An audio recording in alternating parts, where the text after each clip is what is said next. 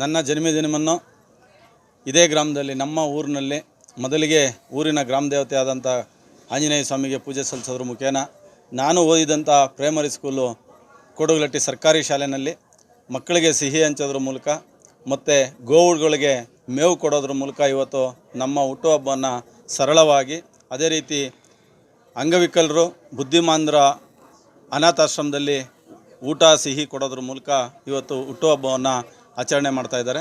ಏನಿವತ್ತು ನಮ್ಮ ಅಭಿಮಾನಿಗಳು, ಸ್ನೇಹಿತರು, ಬಂಧು ಬಳಗದವರು ಎಲ್ಲರೂ ಕೂಡ ಶುಭ ಕೋರೋದ್ರ ಮೂಲಕ ಏನು ದೂರವಾಣಿ ಮುಖಾಂತರ ಇರ್ಬೋದು ಮತ್ತು ಪ್ರತ್ಯಕ್ಷವಾಗಿ ಪರೋಕ್ಷವಾಗಿ ಬಂದು ಇಲ್ಲಿ ಶುಭ ಕೋರ್ತಿದ್ದಾರೆ.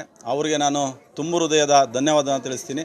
ನಮ್ಮ ಸರ್ಕಾರದ ವತಿಯಿಂದ ಇರ್ಬೋದು, ನಮ್ಮ ಸಂಘಟನೆ ವತಿಯಿಂದ ಇರ್ಬೋದು, ಇವತ್ತೇನು ನಮ್ಮ ಜೈ ಕರ್ನಾಟಕ ಜನಪರ ವೇದಿಕೆಯ ಸಂಸ್ಥಾಪಕ ಅಧ್ಯಕ್ಷರು ಗುಣರಂಜನ್ ಶೆಟ್ಟಿರವರ ನೇತೃತ್ವದ ಸಂಘಟನೆಯಲ್ಲಿ ನಾನು ಕೂಡ ರಾಜ್ಯಾಧ್ಯಕ್ಷರಾಗಿ ಮತ್ತು ಕರ್ನಾಟಕ ಕುಸ್ತಿ ಸಂಘದ ಭಾರತೀಯ ಕುಸ್ತಿ ಸಂಘದ ಜಂಟಿ ಕಾರ್ಯದರ್ಶಿಗಳು ಕರ್ನಾಟಕ ರಾಜ್ಯದ ಅಧ್ಯಕ್ಷ ಅಂತ ಗುಣರಂಜನ್ ಶೆಟ್ಟಿರ ಒಂದು ನೇತೃತ್ವದಲ್ಲಿ ನಾನು ಕೂಡ ಕರ್ನಾಟಕ ಕುಸ್ತಿ ಸಂಘದ ಜನರಲ್ ಸೆಕ್ರೆಟರಿಯಾಗಿ ಕೆಲಸ ಮಾಡ್ತಾಯಿದ್ದೀನಿ.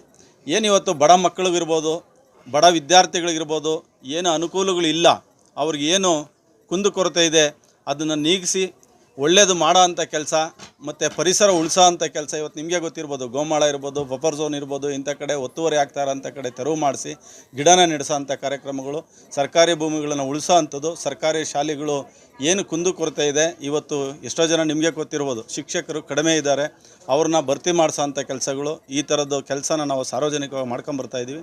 ಈ ಒಂದು ಕಾರ್ಯಕ್ರಮನ ಯಾಕೆ ಹುಟ್ಟುಹಬ್ಬನ ವಿಜೃಂಭಣೆಯಿಂದ ಮಾಡ್ಬೋದಲ್ಲ ಅಂತ ಕೆಲವರು ನಮ್ಮ ಅಭಿಮಾನಿಗಳು ಕೇಳ್ತಾರೆ. ನಮಗೆ ವಿಜೃಂಭಣೆ ಮಾಡೋದ್ರಿಂದ ನಮಗೇನು ಲಾಭ ಬರೋದಿಲ್ಲ.